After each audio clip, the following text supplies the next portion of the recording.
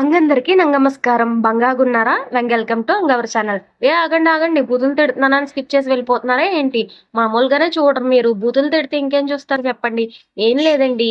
నాకొచ్చిన భాషలో అందరికీ నమస్కారం. బాగున్నారా? వెల్కమ్ టు అవర్ ఛానల్ అని చెప్తున్నాను. మా రాజమండ్రిలో మేము భాష ఎవరికీ అర్థం కాకూడదు అనుకున్నప్పుడు ఇలా మాట్లాడుకుంటాం. మీలో ఎవరికైనా ఈ లాంగ్వేజ్ తెలుసా? తెలిస్తే ఒక చిన్న కామెంట్ చేసేసేయండి. ఇంకా మొన్న లాస్ట్ టైం మా బావ వచ్చాడు, గారెలు, బూరెలు చేశాను.